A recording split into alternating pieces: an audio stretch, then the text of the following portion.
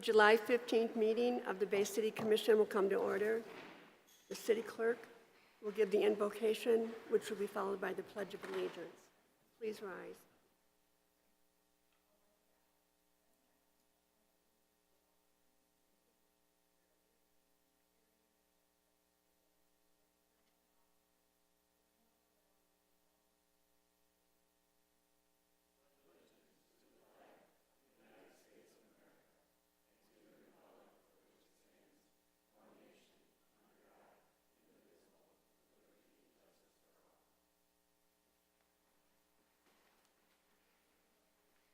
Will the clerk please call the roll? Commissioner Dockett. Commissioner Rivet. Yes. Bernie. Yes. Brunner. Here. Hilliker. Here. Gerard. Present. Clements. Here. Morris. And Madam Mayor. Present. Is there a motion to excuse Commissioner Dockett and Commissioner Morris? Move to excuse Commissioners Dockett and Morris. I need a second. Second. And if there are any objections, anyone have any objections to this tonight? Seeing no one, we have a quorum. The next order of business is presentations, and I know that there, I couldn't find them. I couldn't see you back there, I'm sorry. So the floor and the mic are all yours.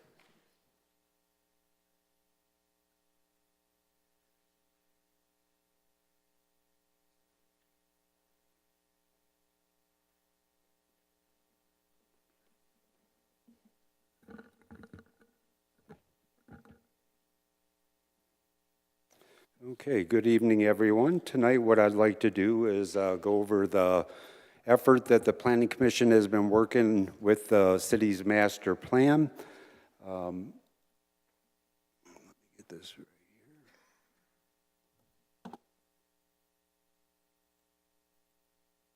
here. Okay, the statutory requirement for city master planning or community master planning is actually in two different acts. One of them is known as Public Act 33, which is Planning Enabling Act. And then the second act that communities work with in their zoning and master planning process is the Michigan Zoning Enabling Act, PA 110 of 2006. The planning enabling is focusing on the creation and the process for a master plan, whereas the Zoning Enabling Act, that is very specific to some of the requirements that would be found in a zoning ordinance. We know locally and also from the city charter the roles and responsibilities between two different bodies. The legislative body, they do appointments, ordinance adoption. That's where, I come for a first reading or a second reading. The master plan, it is optional. And then the policy decisions and the capital infrastructure and investments are all handled typically or done by the legislative body. The Planning Commission, their role is to focus on creating that master plan, the zoning ordinance, which is our day-to-day regulatory document that we use, development review, that would be like your site plan review process, subdivision, anything related to subdivisions they do, and then land use reviews, which would be like a rezoning. Going back to the relationship between the master plan and the zoning ordinance, in the Zoning Enabling Act, it does point out that a community shall have a master plan, and then it outlines some of those specifications that would be included in a master plan, and they're listed there. I don't want to read each of them, but it does require to promote the proper use of the land, and that goes back to some zoning information that I'll have on a slide shortly. To carry on, the Planning Enabling Act does very specifically provide in the act what a master plan will include. So it does have a representation of maps, charts, different descriptive items that would speak to future land use planning in the years ahead. Ideally, a future land use and master plan is like a 20-year horizon, is what it is intended to kind of look out towards. And then that land use plan, I'll show you a slide shortly about how some of those different uses get incorporated into a land use plan. The general character of the following components of a city, basically your transportation system. You want to take a look at your waterfront development, any of your utilities. Some communities, that's a big topic. In extension here, ours would mainly be repair and maintenance, and then addressing a little bit of the issues with resiliency and flood protection. A master plan will include information about public utilities, and then it will also make recommendations about recommended blighted areas. I know in the 2017 plan we had a map that showed it was called opportunity sites. Those weren't necessarily blighted sites, but it was just taking a snapshot look at an area as to how some of that vacant property could be repurposed for other uses. So this is the zoning plan that is part of the master plan. What this is correlating with is what we call a future land use map, and I'll explain a little bit more about the future land use map, but the master plan and a future land use map go together. A future land use map is independent of a zoning ordinance, so there is that distinction. When people come to my office, I typically am speaking to them about the current zoning ordinance, but there is an official future land use map which looks out to see where properties may be either potentially rezoned or have a different use than what was commonly there for that district. So again, this table tonight isn't intended to be read, it's just to represent the type of information that does get covered in that zoning plan. So here, this is where we're at 2017. The act that I just reviewed does speak about every 5 years that a community shall review that master plan and determine whether to amend or adopt a new one.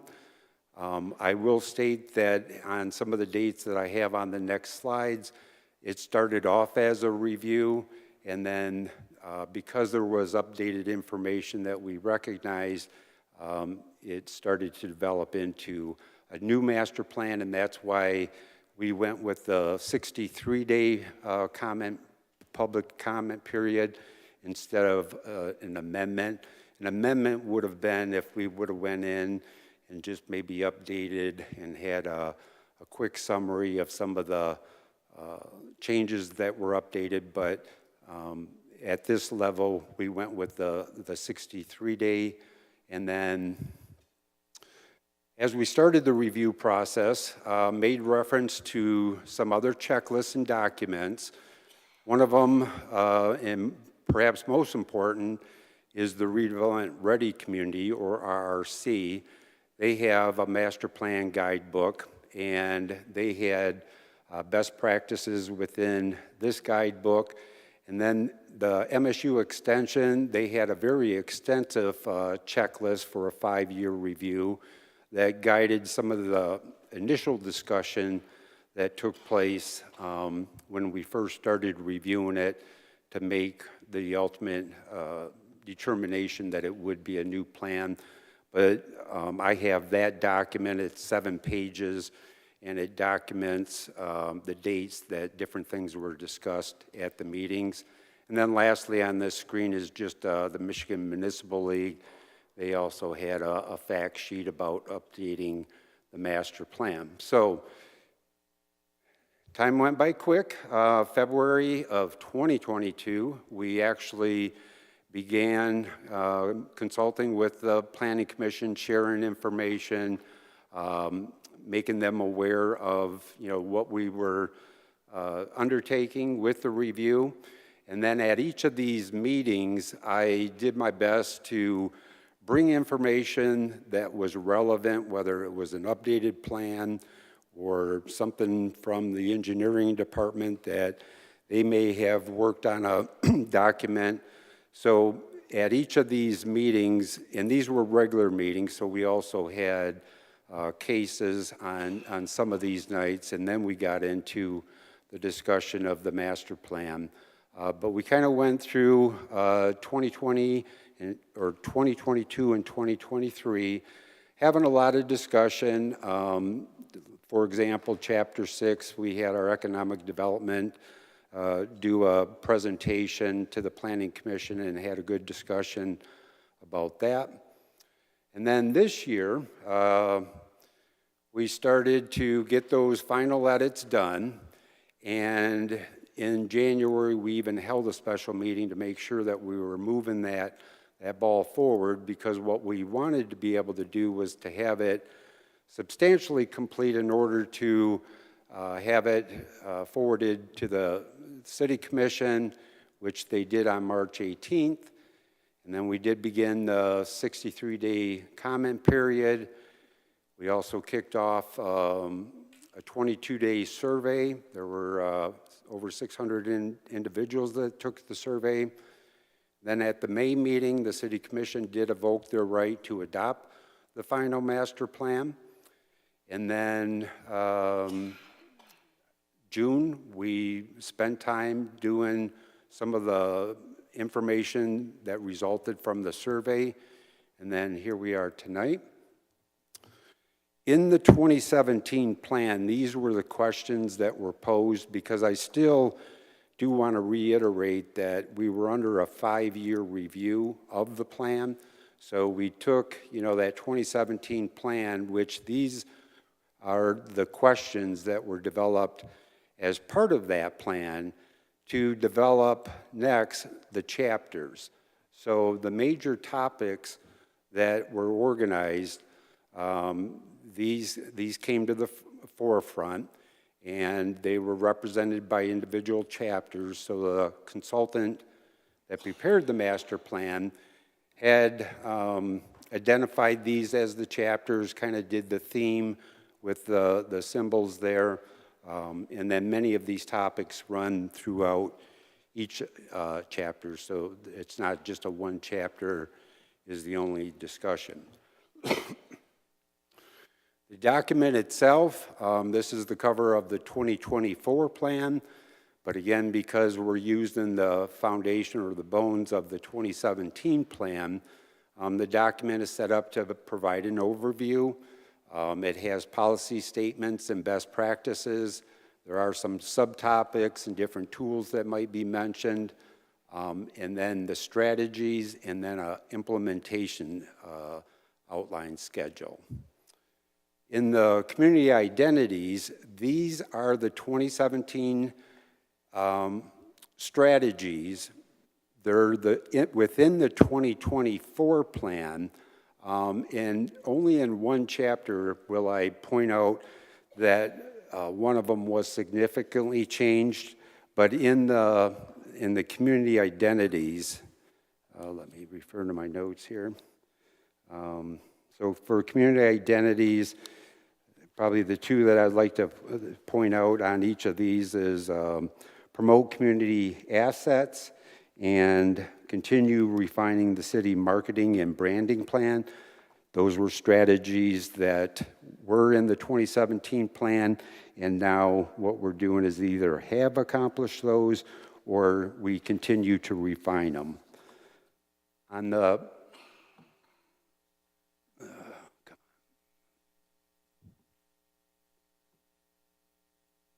all right, I'm trying to get this to go forward here.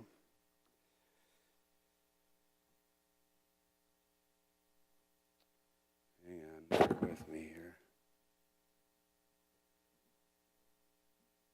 Everything was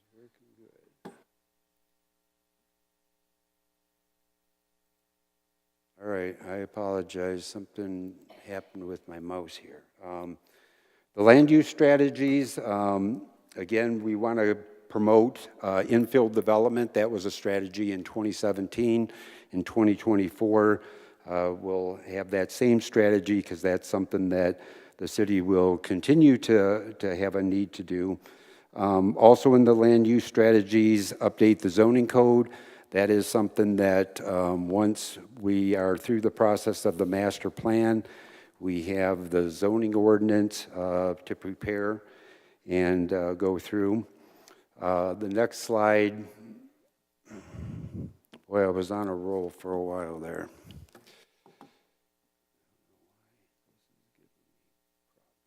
Okay.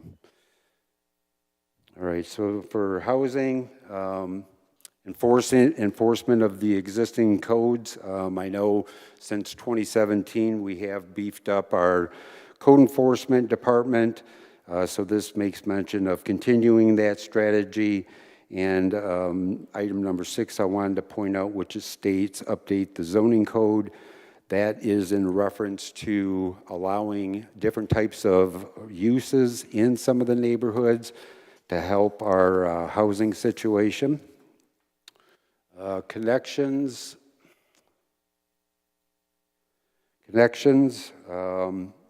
Here, a few things have been updated because as item number 3 states, there's a 2023 Transportation Action Plan that was approved by the City Commission through the City Engineering Department.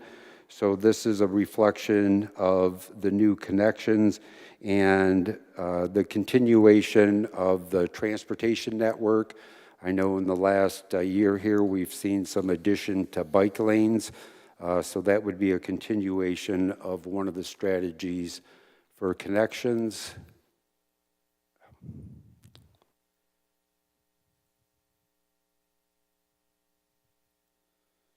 Okay, let's wrap this up. Economic development.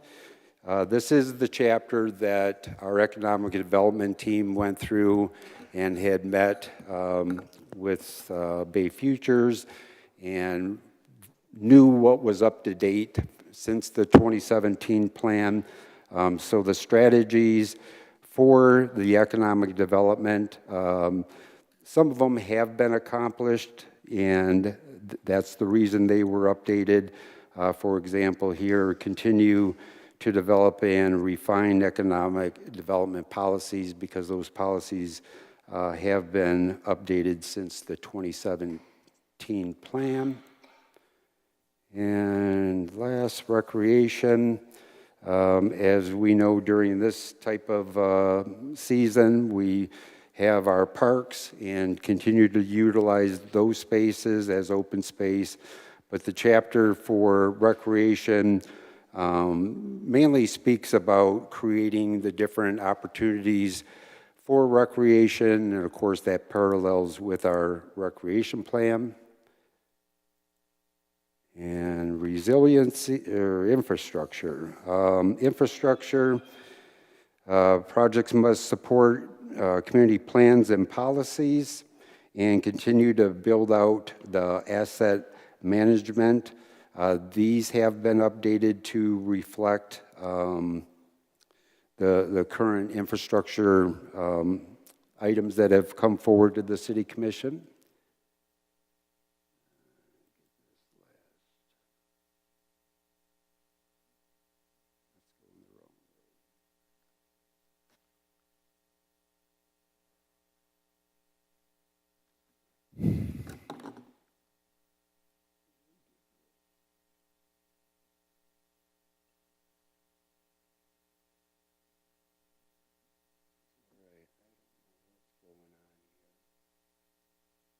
All I'm trying to do is advance it, and I can't read that.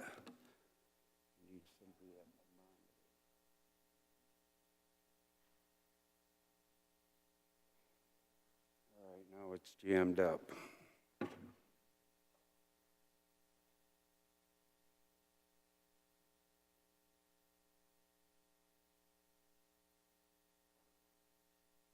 Apologize, I'm going to work right from here. I just have a few more slides to go through. So we had the online survey that was out for 22 days. We had over 600 individuals complete that survey. We had written comments received by 2 residents. So that information was prepared and given to the Planning Commission for review. We received some comments from the city engineer and then also the Fair Housing Center of Eastern Michigan. What the survey really came out and said on a lot of the comments was the condition of the streets. There were some open-ended questions where people could fill in what they felt was a need. So the condition of the streets, the topic of the bridges, there was either people had an understanding of the need for the change or they were just simply frustrated with the bridges. The lack of housing choices and the cost, that has come up since our last master plan also. The Fair Housing Center of Eastern Michigan, Patricia Bard had prepared a report that the Planning Commission is going through. This wants to take a look at some of these plans to address some of the housing issues in Bay City, and I know that we will be addressing very specifically, actually we have a meeting on Wednesday, and we're going to be going through the suggestions and recommendations that this document has noted. I do have one revision to the future land use map. We didn't have a need to change the future land use map. However, there was this one section that was identified by a group of residents, and after having some communication with them, just to reassure them that their property would remain residential, that the future land use map was adjusted to take that off. And then last, this is just an outline of the plan adoption. So, we went through the different steps.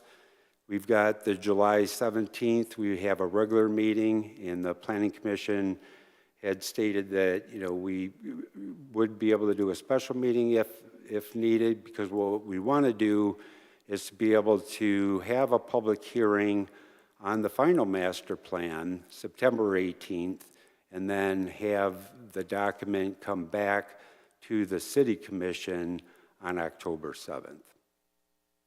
So, my comments, I apologize for that slide delay, and we'll take any questions that you might have. Commissioner Gerard, I see you had your hand up. Yes, thank you. Thank you, Mr. Multain. I appreciate the presentation. Very informative. I had the privilege of serving as a planning commissioner several years ago and gone through the process in 2017. Now, this was a little bit different because it was updating off of that plan. Is that correct? That's correct. Okay. Do we have anything? I've been reached out a couple times about seeing an increase in homelessness. Is there anything addressed in a master plan for that, or is that a separate? Based on the review that I just showed from that report, on Wednesday I'm going to be going through that report with the Planning Commission, and we're going to be having a discussion on some of those housing choices and even making sure that we incorporate that into the master plan. Okay. So, yeah, thank you again for the presentation. I want to thank the Planning Commission. It's not an easy process. Obviously, we've seen it's, over a year's time, several years to do this update, and so sometimes kind of thankless. So please express our sincere gratitude from the city commissioners here. Hopefully we appreciate all the hard work that's been put in for a job, the position that is, volunteer. So thank you. Yep. Thank you. Also, I'd like to let the clerk know that Commissioner Morris is in attendance at this time. It was noted, thank you. Thank you. Any other questions? Seeing none, we'll move on to the next order of business. Thank you very much for the presentation. Great, thank you.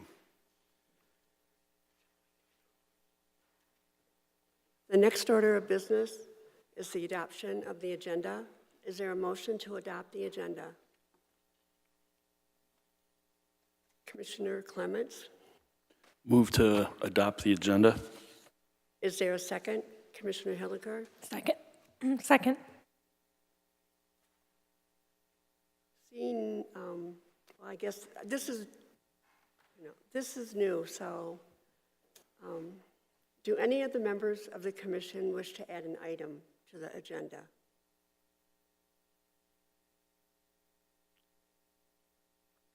Okay. There's nothing that's being discussed or needs to be discussed.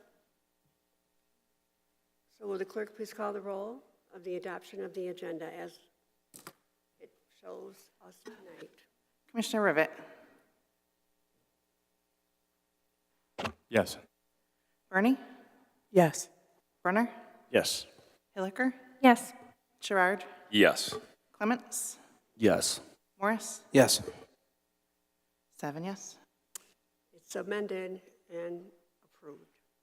The next order of business is the consent agenda. Do any of the members of the commission wish to make a change to the consent agenda? Commissioner Gerard? Yes, I'd like to see reports of officers 4 and 6.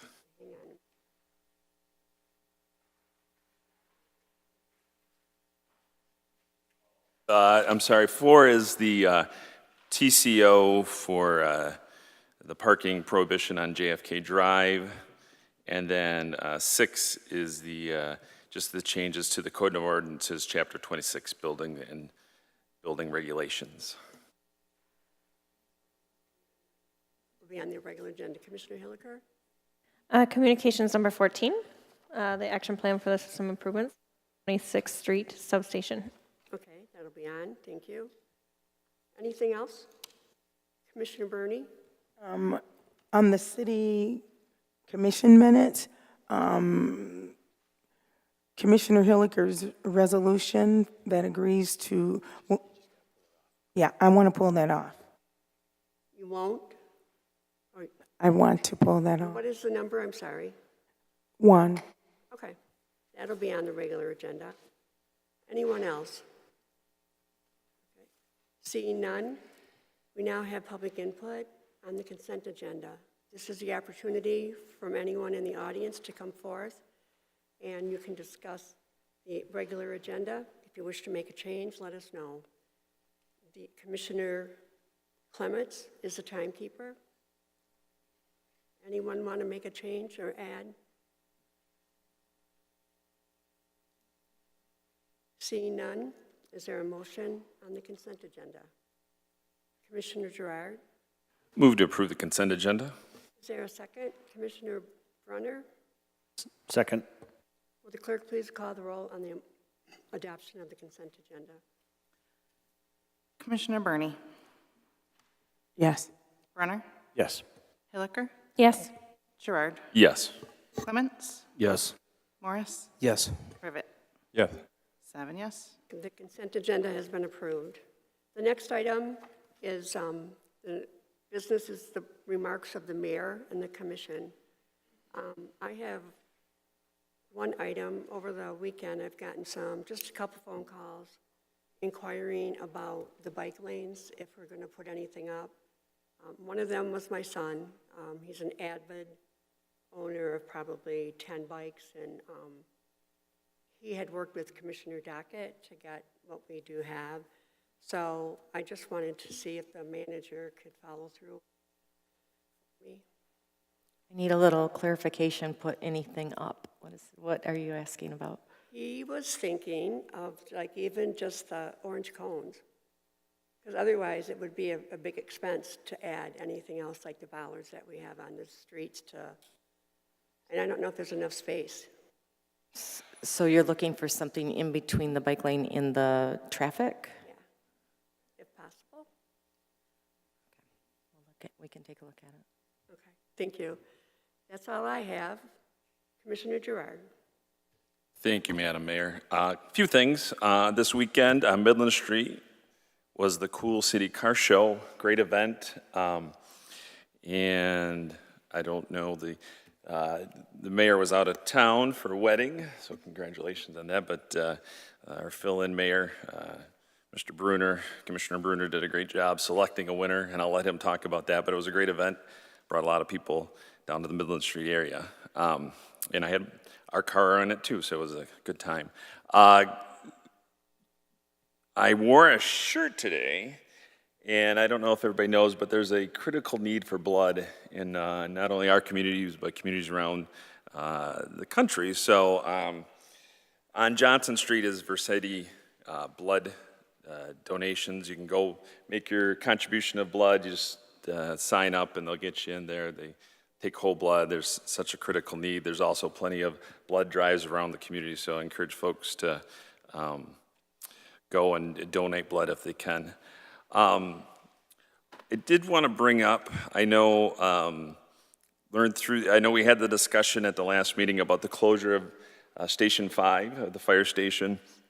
I guess I didn't, I guess we heard the presentation. I think maybe we didn't realize it was going to be talking with other commissioners closed so fast, because is it correctly, it's closed now? I was just wondering in the future, maybe, I guess, and maybe we didn't ask the questions at the time frame of when that was going to be closed, because it was kind of a surprise to several commissioners. And I talked to a couple different residents about it. Just so it's real clear that we understood that it was going to close so quickly. I mean, we understand, I think, the need and the reallocation of equipment and things like that. But it just was surprising on that. And I was wondering, what's the possibility of us having actually open houses so people can see the stations and can, you know, I know we used to do that. I don't know the last time we've done that, but I think it would be a great idea to invite the community in to kind of see our assets and the investments that we need on those. I recall a year and a half ago we had a discussion about the needs of the fire stations, and that we talked about bonding out. Did that where did that discussion? For Station 2, is that? Yes. Okay, so we're still evaluating Station 2. We're waiting on some information to still come back on that. And we've been talking about this longer. I think it's been 4 years I'm looking over right now, maybe even more than that, about consolidating these stations. But yeah, I mean, we can absolutely look into having some open houses at the fire stations. I think that's a good idea. Yeah, and if there are positions on some of this, maybe that we have a timeline so we can kind of see, firsthand. It just, again, it was kind of a surprise, and it probably shouldn't be for the commission. And then also, I have a question on a business along Midland Street asked about, with the closure for the Cool City Car Show, the concern was there was a lack of parking. And so this business had a lot of folks park in his parking area, and he wanted to know the potential of closing or use of that grassy area off JFK for parking when we do have events that would limit the parking. I don't know if that's possible or that could be looked at. We can. That's all I have. Thank you. Thank you. Anyone else? Commissioner Brunner? Yes, thank you very much. This Saturday was the Cool City Car Show over on Midland Street in the Midland Street Business District. It was a great time. We had a blast. It was not only fun seeing all the great cars, but it was also fun talking to everybody and hearing the stories about the vehicles, and also hearing where everybody was from. Some people were up to 3 hours away. Some people were from up north, up in the Sioux area. I also met some people that had come in from Toledo, Ohio, just for the car show. Didn't even bring a car. They came just to hang out and have a great time because they love Bay City. So this is definitely something that's very important that it keeps going. And I know there are certain folks that are going to stand up and talk about this during public input, but I'll go ahead and say it. With them putting money over to the American Cancer Society, it's extremely important that the Cool City Car Show keep going forward. So if you do want to volunteer, I am very certain that they would take you and take any help that anybody could possibly give them. A lot of people have asked me, What did it really take to put on the car show? I couldn't tell you because I was only part of a small part of it, but watching the back end of the car show and how they were running it on the day of, there's a lot of work that goes into it, quite a bit, and more than what I would have thought it myself. So if you want to volunteer, please get a hold of them. I know I've actually reached out to them, told them that I would like to be part of it for next year and be part of that great event. So one other thing that I did want to ask, through the chair to the city manager, you and I had a conversation in a meeting, I think about maybe in late May or early June. I inquired about the homeless situation here in Bay City, and you said that the Bay Area Foundation was looking into some programs. Do we have any updates on that by chance? I'm going to look at Debbie Kiesel because I know she was involved in those. They haven't had any updates on that. There was an organization that was working out of the Mission. I understand there was a couple that were working on the Mission that were trying to help start something up here in Bay City. But we can check back to see if anything has happened since then. But Debbie is our representative on that committee. Okay. Are we possibly doing anything in regards to the tents that are being put at the base of Liberty Bridge at this point? I was going to say the director will come up and talk about that.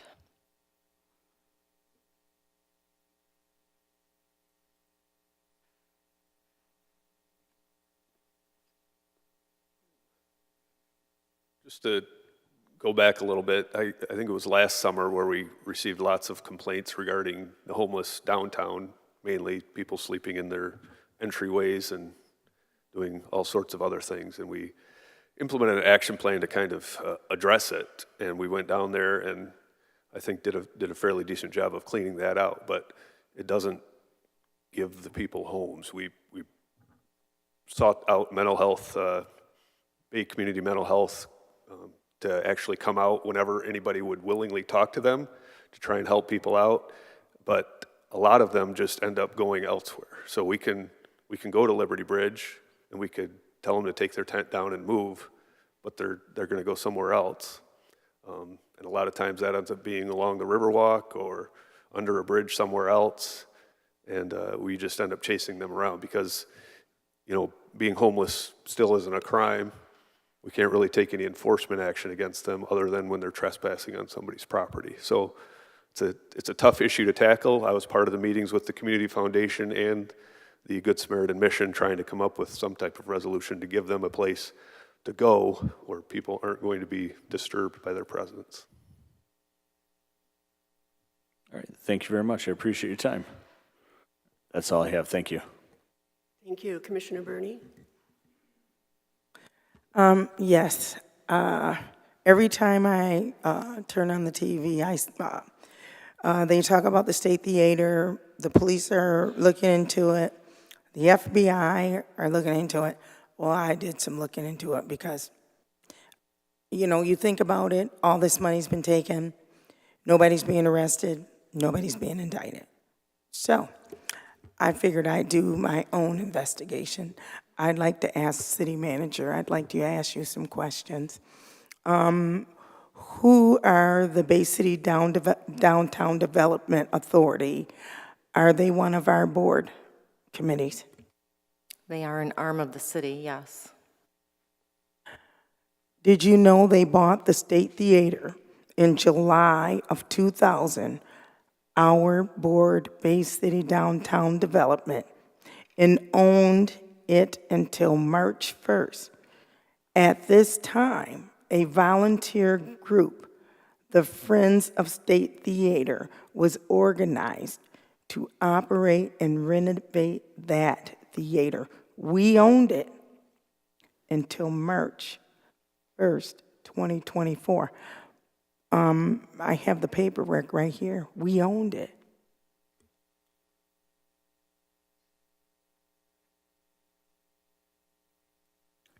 I'm asking you a question. Did you know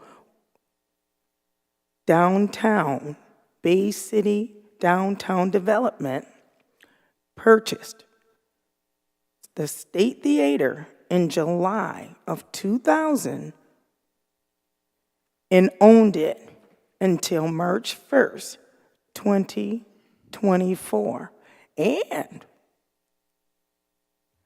why, on the same day, March 2024, did the State Theater file bankruptcy? Just asking. I have no idea. I don't work for the State Theater. We don't have those documents. I'll say it again. State Theater, July 2000, Bay City Board, Downtown Development, we purchased it. March 1st, we got rid of it. March 1st, the State Theater filed bankruptcy. We've owned it since 2000. What's up with that? First of all, I don't even know what you're reading from. I don't know what the document is, but the city does not own the State Theater. Bay City Downtown Development, it says right here, we need 2 people, right here. We posted a job listing, Downtown Development Authority, 1 vacancy term expires August 16th, 2028. So that means they're us, because we posted a job. It's not a job, it's a vacancy on a board. Okay, so that means we owned the State Theater. I don't know what you're looking at to say we own the State Theater. We did not own the State Theater. Okay, well, I'll just give it to you. And when I went back, 2017, I found the minutes. And the minutes stated that DDA and the State Theater were going to get together with the Winona Park, and they had $2.4 million to spend on renovations, and they had an excess of money left over. So I'm going to give you that too, and then I want answers for the public. Why did we own the State Theater, and on March 1st, the same day that they went bankrupt? I want to know, on the same day, why don't we own it anymore?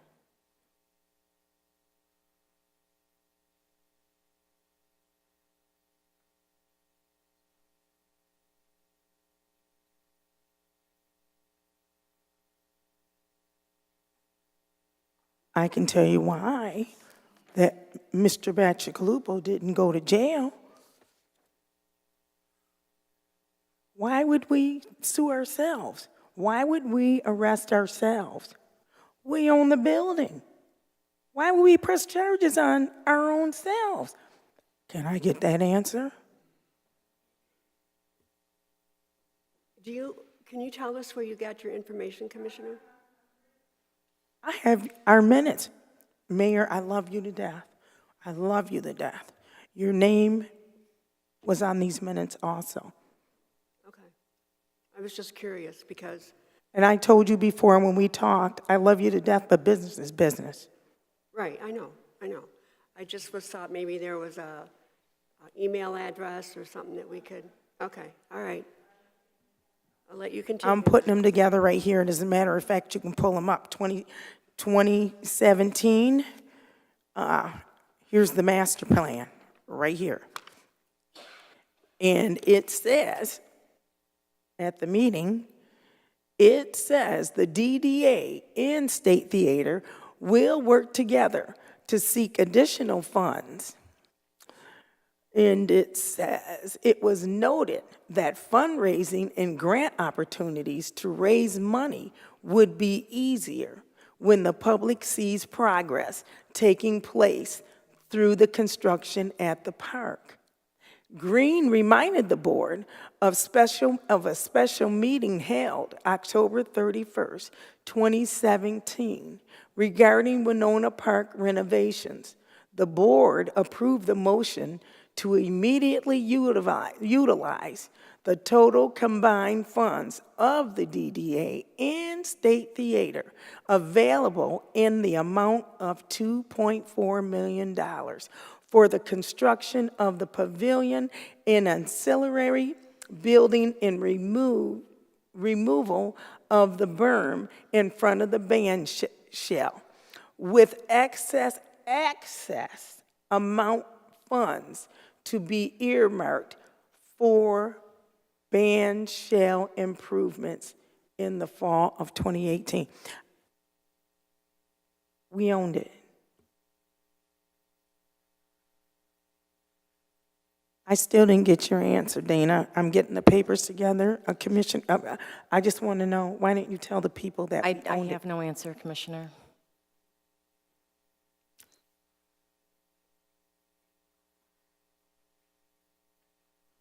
Are you all set, Commissioner? Yes, I am. I'm just getting the papers ready to put them on her desk. And, you know, Mayor, like I said, I love you, but business to business, I'm sorry. Well, thank you, but yeah, make sure you get it for her. Is there anyone else who would like to make any remarks? Seeing no one, now we are going to go to remarks of the manager, if she has anything for us. I don't have anything, thank you. Okay.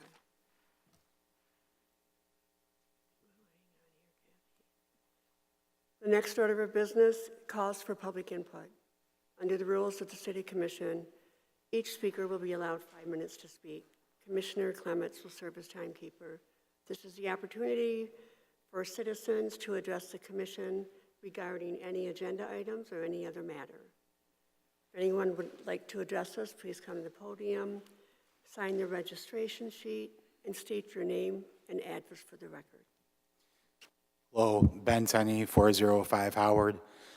First of all, I just want to commend the Director of Public Safety for saying that homelessness is not a crime. Also, not trying to dog out the people that are in charge of authoring the master plan. I understand it's still in the works. The PowerPoint isn't representative of it, but I did see the words affordable housing on it. And I have to wonder, when it comes to writing SMART goals, I just challenge people to be very specific when it comes to the word affordable, right? We live in a city where the median income is about $23K a year, right? So you break that down, that's $1,916 a month if we go at flat 23, right? So that's the middle of the city. So 30% of that would be $575 a month. That would be affordable for the median income in the city. If you look at what SSI is for this year, it's less than $1,000 a month. So $275 would be affordable for that population. If you're talking about people that do not have an income, period, like people perhaps in the tent city, that's not even the 4th ward, by the way, maybe it's nothing. So nothing is affordable. So again, just want to say homelessness is not a crime. And my challenge to everybody who looks at affordable housing is defining affordable and partnering with MISTA/Section 8 to get some better housing options for our constituents/residents, right? Thank you. Thank you. Is there anyone else who would like to address the commission at this time?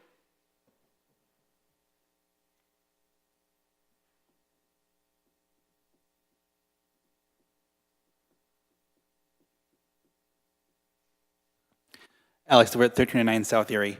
I am glad to hear that there were 600 responses to the master plan survey. A little bit disheartened to hear only 2 comments were emailed, one of them obviously being mine. And I'm hoping that a lot of the things that were in there for suggestions will be put up for the final version that comes back to the city. I do also want to note again that the big one for me is the lack of focus on anything south of 18th on the east side, anything south of the one-ways on the west side. And I understand focusing is a process that you can have, but when you're leaving out people and people see maps showing that their areas aren't important to the city in their minds, that's a problem. I also want to note that I have noticed an increase in the quality of housing stock in my ward walking it this year over what it was 5 years ago, even compared to when I was growing up. There's a lot less vacant and boarded houses in the 6th ward than there used to be, which is great. There is a lot more neighborhood cohesion now from talking to people this year over what there was before COVID, which is something that I did not really expect. I expected that to possibly be worse after COVID. So hearing that from people who I'd answer doors and talk to me, it's great to hear. But something I've noticed is the same theme that I've been pushing for half a decade is the accountability and transparency. A lot of people still, they see some progress, but they also see lack of responses from certain people or certain groups that are either city or city adjacent, whether it be getting told two different things from the same person when they call a department at City Hall and it takes them forever to figure it out. Or back when we did the trash tagging, I had someone who was railing at me about when we did the curbside trash tagging, and they called and they were told to just suck it up and, in their words, suck it up and pay it. I'm going to hope that's not the word that we're actually told to that person, but that was how they said they were told about it. And those things get sent around and people hear it and they go, oh, should we trust things? And that's a problem. And that's something I've been talking about. And I found out today that a very well-connected local candidate for a different race that I'm not in is using transparency and accountability in their literature when, from my understanding of their position in their race, they don't show to anything. And if you're going to put that you want accountability and transparency and you want to serve on a board that is elected and that serves people of the city, you better show up and speak. Whether it be up here like I'm doing or you're sending letters in. If you're going to put that you want accountability and transparency in your campaign and you're running for a local office, you need to be there. Thank you. Thank you. Is there anyone else?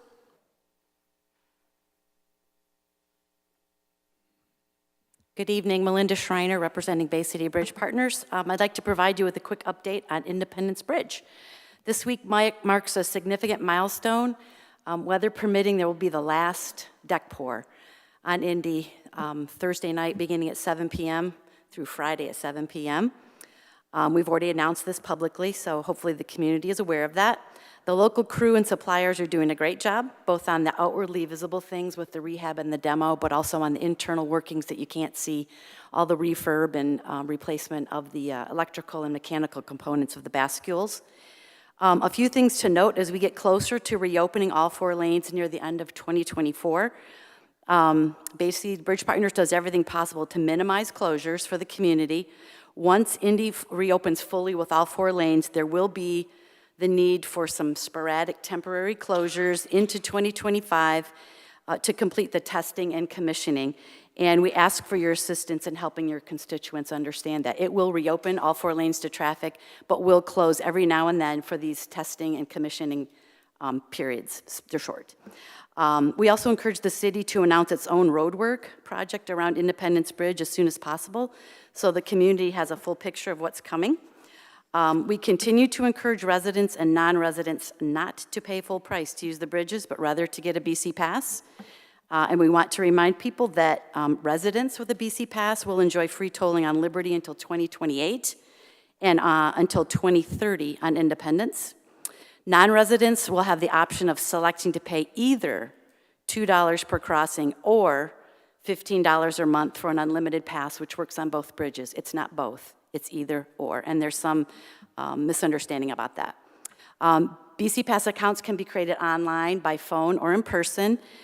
It's really not a bad idea to go in person because there's been a lot of benefit talking one-on-one with the CSR, finding out the best option for your family, and then getting all your questions answered and any confusion cleared up. It's been very, very effective. So we really do encourage you to come in person. Local CSRs are also showing customers how to properly maintain their account so it never goes into default. This is something that's very important to know because when an account goes into default, you lose your discount and you receive a pay-by-mail invoice, so we don't want that to happen. And they'll help you, understand how that happens. Strong words of advice right now: don't wait. If you're an Independence Bridge user and you don't live in the city limits, don't wait to set up and fund your account. Don't wait to get your sticker properly installed. Don't wait to learn the importance of keeping your account maintained and up to date. Don't wait to fully understand how electronic tolling works. And we really encourage you to do this before September 30th because until then we have suspended all late fees and there will likely be a big rush at the end of the year. And we're here to help, and if any constituents find that they have made a mistake, whether they haven't installed their transponder right, or they forgot to add a vehicle to their account, just reach out to us. We've been waiving and reducing fees for customers for many weeks now. Thank you, and as always, please reach out if you have questions or concerns. Thank you.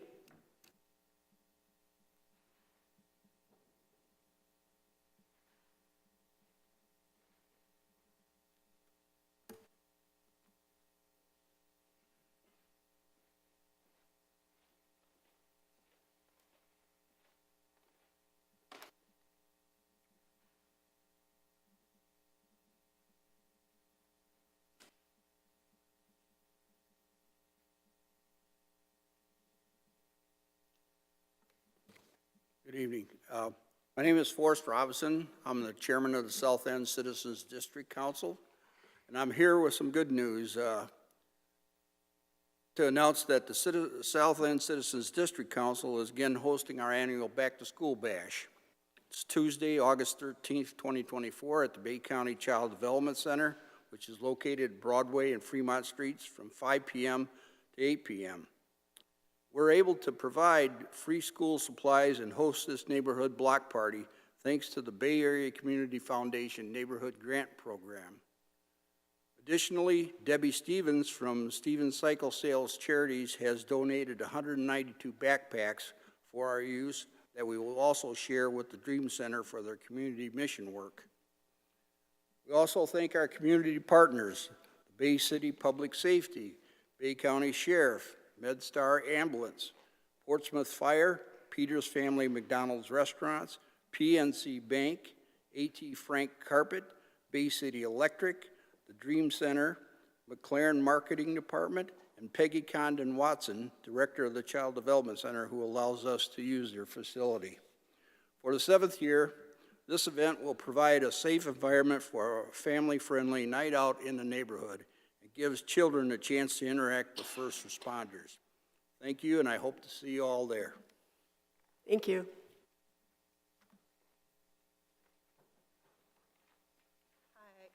Hi, I'm Lori Ward. I live at 800 Germania, and my comment and question is about building permits and inspections. It was time for me to get a roof, so I got a roof, and it was about $21,000, which is pretty standard, because I like to keep my property nice. I don't like blight. Our neighborhood is wonderful, and we want to keep it up. And the building fee, or the permit fee, was $572 from Bay City.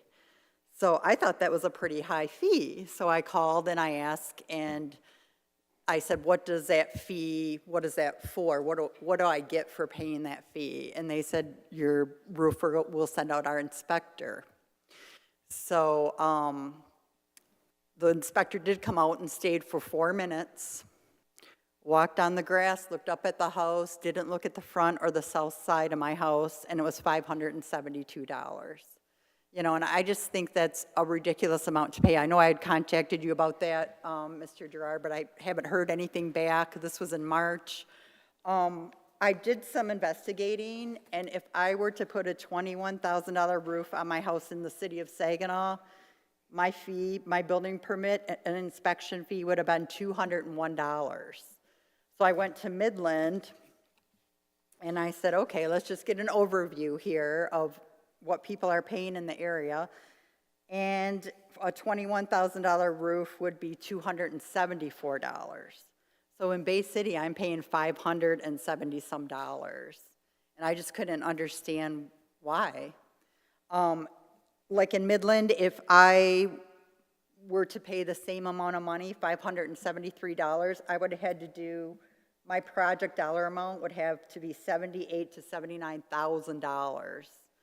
So Bay City, I believe, you know, for those of us who want to keep our homes up, improve them, you know, you've really got to look into how much it's costing us for that fee. Thank you. Thank you.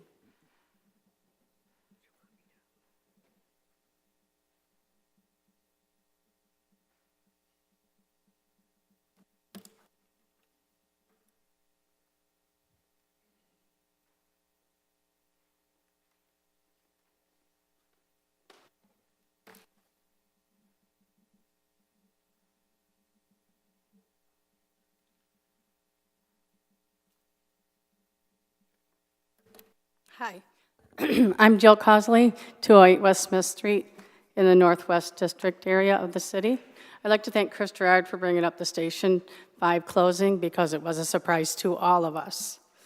I had talked to Commissioner Morris a while back when it came up. He said, don't worry about it, it's got a long way to go.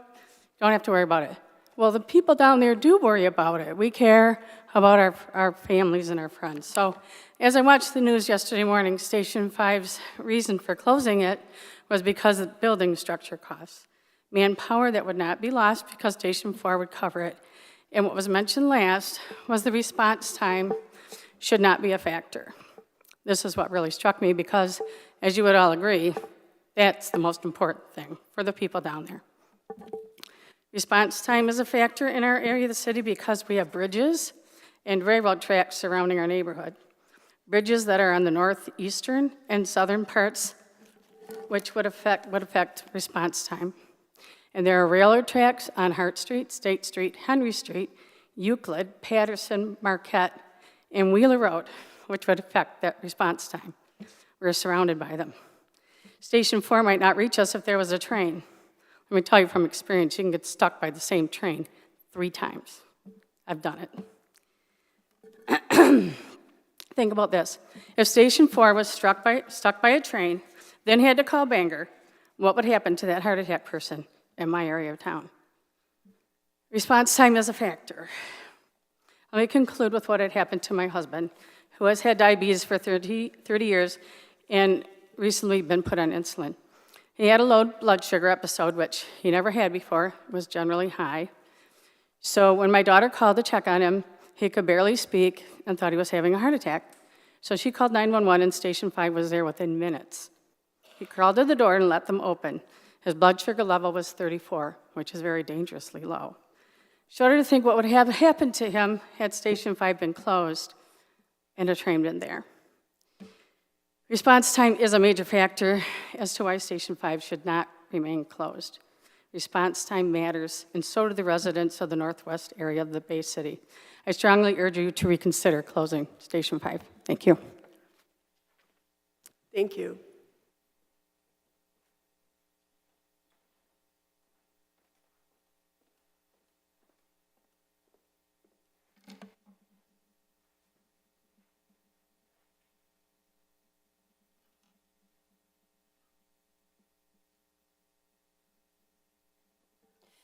Hello, my name is Judy Brunner, and I'm at 208 East Murphy Street, Bay City, Michigan. And I'm here to address what the previous speaker just talked about, the closure of Station 5. I better put my glasses on so I can see. People choose to live in a city for many reasons, the most important of which is safety. Police, fire, crime rate, and schools.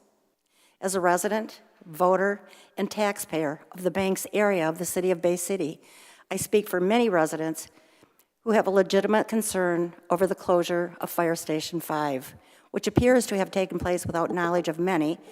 Some of our residents probably still don't know, which is why the house isn't packed, including commissioners, mayor, the residents of the area being affected. Although this move had been discussed as a future possibility, the actual closure came as a complete shock to the majority of residents, as well as many of our elected officials. This closure is said to have been about supposed mold in Station 5, and officials were concerned about the safety of the firefighters. While we absolutely care about the safety of our firefighters, what about the safety of the residents whose lives are at risk because of this closure? Wouldn't repairing the structural issues make more sense than completely closing a much-needed fire station and putting the residents' health and safety and homes at risk? There appear to be many grant options available to address a variety of issues, including infrastructure, staffing, equipment, etc. And I have a listing here of some that are available, and I don't know if we have looked at those. United States Senator Gary Peters just got a bill passed by the president into law just this month for $95,000 to reauthorize some of the grants that were available in the past. There is the Assistance to Firefighters Grant, AFG. These grants administered by FEMA can support infrastructure improvements for fire stations. They cover a range of needs, including equipment, upgrades, facility repairs, and safety enhancements. There's state and local grants, and there's private foundations and corporation grants. We currently have an aging population, and the majority of runs are medical emergency runs. Response times are crucial in all emergency situations, and every second counts. Due to the combining of police and fire into public safety, our residents have already suffered diminished services, and the closing of Station 5 only exacerbates the problem. To compound the problem even more is the fact that the Banks area of the city is unique in that it is putting many lives at risk due to the diminished response times and the ability or inability to even be able to get to the emergency in the case of a train blocking all streets leading to the site of the emergency. The city is separated from Station 4, other Bay City fire stations, as well as the Bangor Township Union Street Station by railroad tracks, thus preventing first responders to even get to us when a train is blocking all the streets leading to our area. Trains frequently hold up traffic for 20 minutes at a time, by blocking Marquette, State, Henry, and sometimes even Wilder, thus preventing any and all first responder vehicles from the other side of the tracks to even get to our area in the case of an emergency. The only exceptions to this were Station 5 and the Wheeler Road Bangor Township Fire Station. I understand that you have been told by the railroad officials that those streets are only blocked for 3 to 4 minutes at a time. As someone who lives near those areas, trains frequently block those streets for up to 20 minutes at a time. 3 to 4 minutes definitely is not the norm, and twice a day is not the norm. We reside in and pay taxes to the city of Bay City and should not have to rely on Bangor Township to provide emergency services due to the city's cost-saving decisions. What is the ultimate goal? To eliminate firefighters, emergency responders, fire stations, etc., simply due to cost? What are the costs associated with human lives? The health and safety of the residents of this city deserve better than this and should be priority number one. Many of those making the decision to close Fire Station 5 are most likely not impacted by this, and that's not meant to be a criticism. However, please consider this. How would any of you feel about this if you or your loved ones and your safety were at risk as a result of this? Excuse me, ma'am, your time is up. Can I have just one more minute? I'm almost done. Commissioner Morris, I move to suspend the rules and give the speaker 2 more minutes. is there an objection? Thank you very much. I respectfully ask that this commission please reconsider this decision that was made without the knowledge, your knowledge, or those of the residents impacted. The lives of your taxpayers, voters, and residents depend on it. Thank you very much. Thank you. Is there anyone else who would like to address the commission at this time?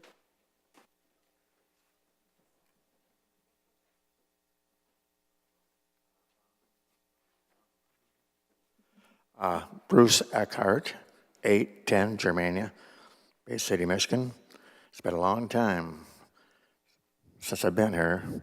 I've been traveling, doing different things, but I'm running for City Commissioner, Ward 6, against 2 other lads.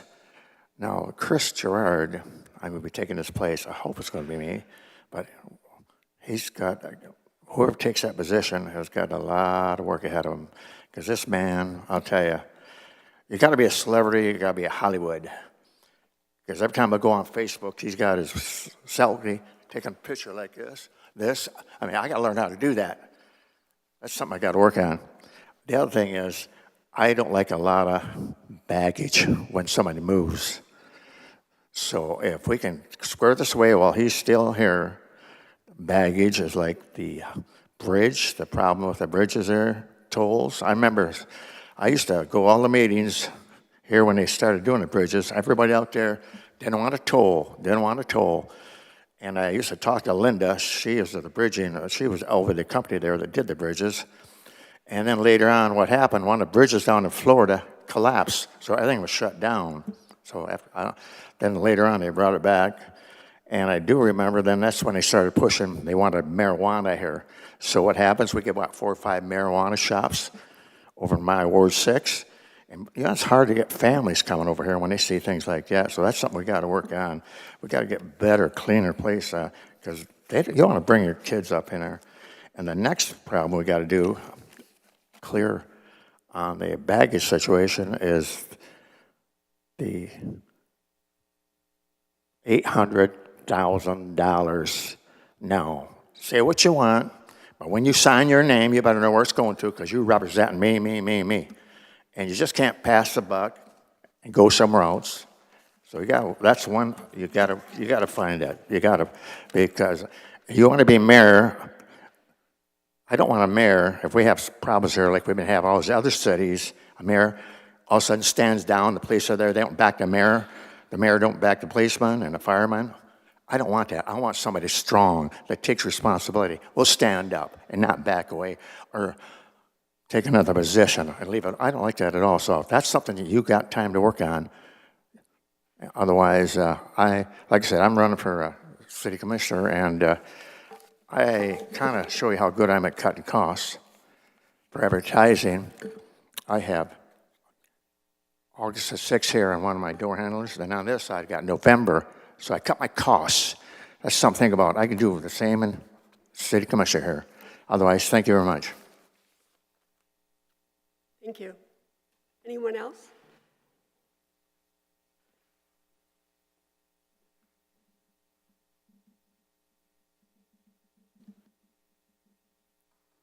My name is Thomas Fitzpatrick. I'm at 315 South Lynn Street in Bay City. And I'd like to just maybe clarify some things.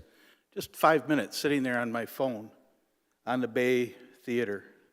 The Downtown Development Authority, which is entitled or granted charter or something like that through the city to help develop and spur growth in the city, they basically sold that property in 2003 to the Bay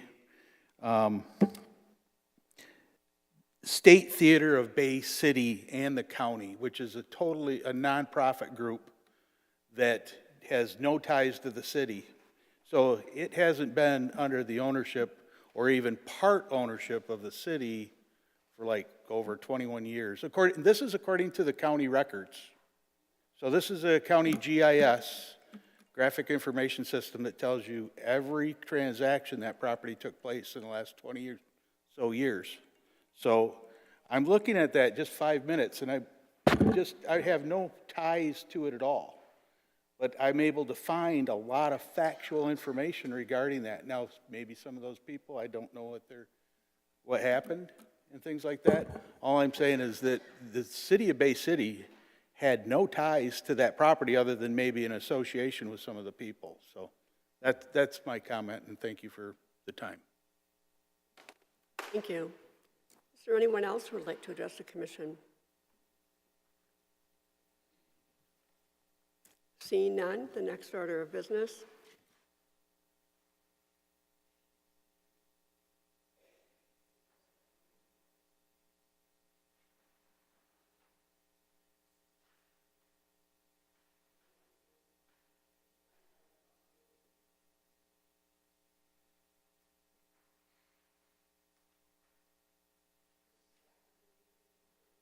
To address the commission regarding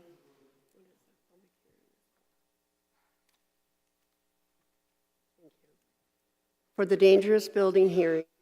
The address is 1121 Cass Avenue. Would anyone like to come up and speak on that?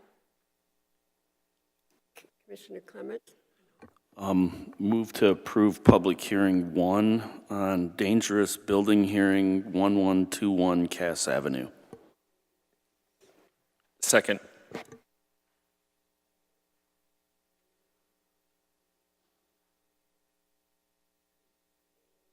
It's the same issue where you have to sign the registration, state your name and address for the record, and you'll have 5 minutes to speak.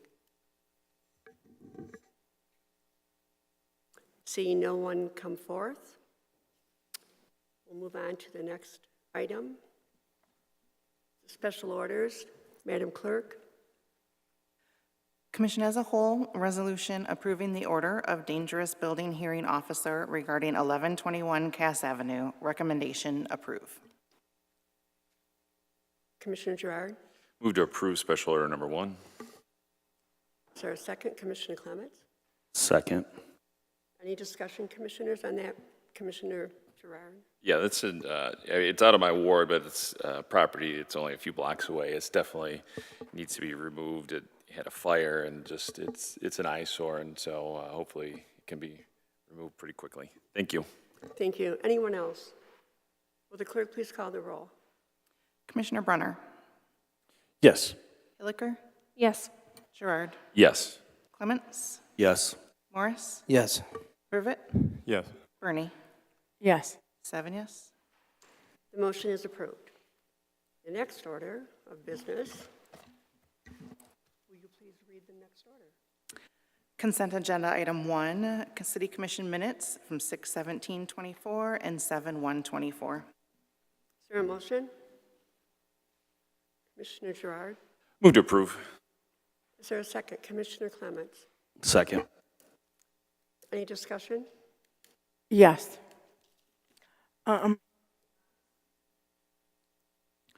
I see with her resolution, when she tried to pass it, we said that we were going to wait on it and that we were going to talk about it. And then I see it, she didn't show up. And so we didn't get to talk about it. She wasn't there, but then on the agenda, it noted that she was there. So then it had her whole resolution written out. And so with that being said, we didn't even get a chance to talk about it again. She didn't show up. It passed through, or so have you. And it didn't pass through, but she wasn't there, so we didn't get a chance to, she was going to amend it, or we adjourned it so it could be changed in some kind of way, modified. And she wasn't here on that next meeting, so I was just wanting it to be clarified. So what are you talking about what we're going to vote on right now? Well, I wanted to talk about, she said she was going to modify it or she was going to amend it. And so, we never talked about it again. So I'm wondering, how did it get back on the agenda? Or, how did it get back on here without her talking about, letting us know what she was going to change? One moment. Do you want to respond to that? Yeah, I'll take it. Yes, I was absent the second time it came up. It had been amended due to the feedback that was given here, mostly considering that it was for all staff was the direction that I had received in this chambers when we were having that initial discussion. So it was amended. It was on the consent agenda, which means it's just like any of our other it's like any of our other consent agendas. And it could have been pulled at any time during that meeting where you guys could have discussed it further, whether or not I was here or not. My understanding when I rewatched the video, it had not been pulled, which means you guys voted just as it was on regular consent agenda. I didn't vote on that. I didn't notice it back on there. I mean, I didn't see any change in anything. It was just, it disappeared. But then all of a sudden I see it back. So I'm just, where and how are you guys doing all this passing, approving, and you're not here, or the person's not here, and all of a sudden, there it is. And I'm not, involved in it, or it just disappears and the person's not here on that day, and then all of a sudden it gets back on there. I don't think that's appropriate, and I feel that needs to be off. It shouldn't even be on here until everyone sees it and everyone sees that it has been amended. It should not be here. So we all get the information, same as the public. So if you did not see that, that's your own fault because it is a public agenda. You are able to see it. Everybody here is able to comment on it. Public is able to comment on it. You're able to pull it off. It doesn't need to be the person who wrote it. So if you have a issue with that, that was something you should have voiced before you voted for it.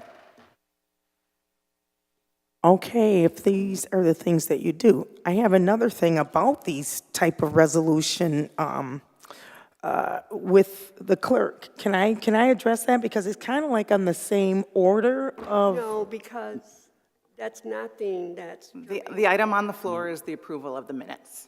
Yeah. Yeah, the only thing that can be discussed is the approval of the minutes. And Commissioner Clements, are you all set with that then? Or, Yeah, I'm fine. okay. So, any other discussion? Will the clerk please call the roll? Commissioner Hilliker. Yes. Gerard. Yes. Clements. Yes.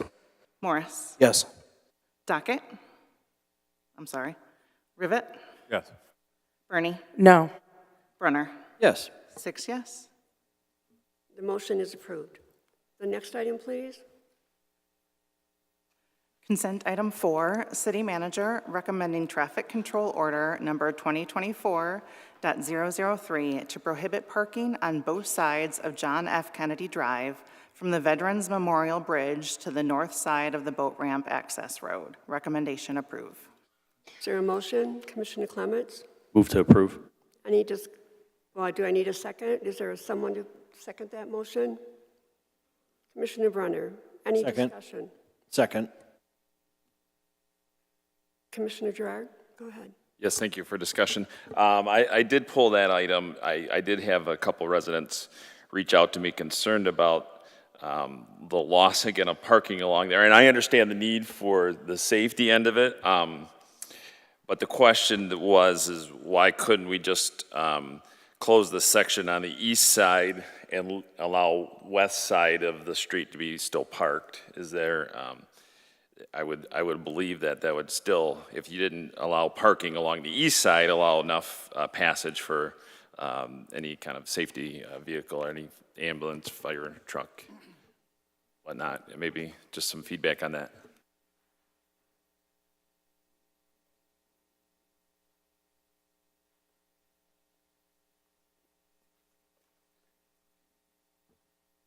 This is, I'm sure you're aware, but based on the closure of Lafayette Bridge for quite some time, there are residences in that area. The only way you can get to when Lafayette is closed, if there's a train, is to go off that ramp.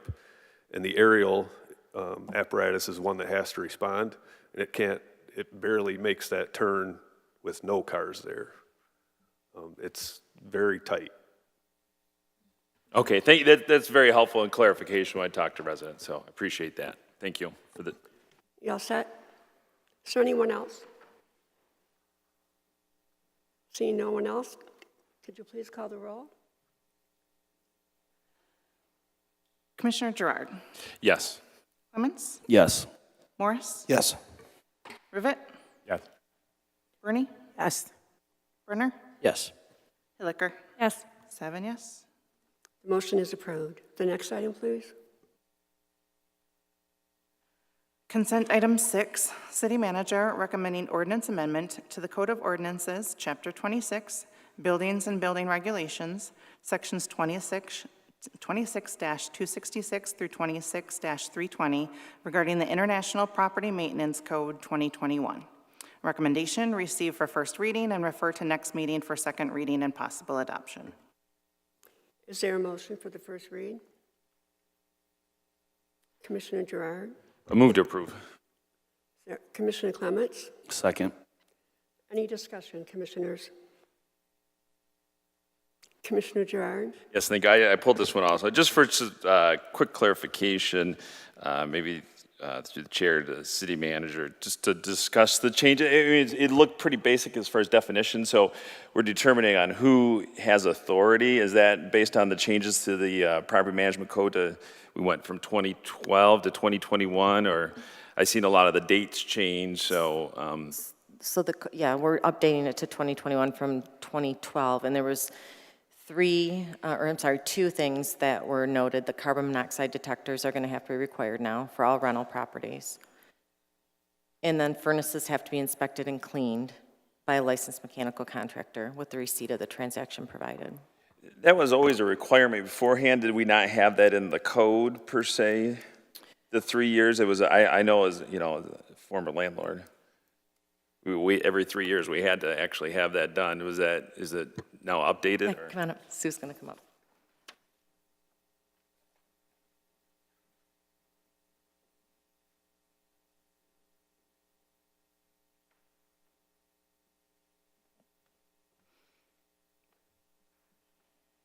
It actually wasn't written in the code before. It was a recommendation, and sometimes we got pushback on that requirement, and we felt so strongly this time that it's a major safety issue to at least have your furnace cleaned and inspected every 3 years, that we actually added it into the ordinance this time. So that way it will be a requirement. Okay, thank you for the clarification. You're welcome. Is there anyone else? Seeing none, this will be on the next agenda to approve. The next item? Was there any objections? Oh, I'm sorry. Is there any objections to referring it for the second read and for approval? All righty. We're all set for 2 weeks. Yep. Next item, consent number 14, action plan for system improvements for the 26th Street substation, July update, recommendation receive. Commissioner Hilliker? Move to receive. Do I have a second? Commissioner Clements? Second. Is there any discussion? Commissioner Hilliker? Mostly with this report, I want to say thank you again for putting this action plan together. I thought it was very clear and concise to see what exactly has happened and the progress being made.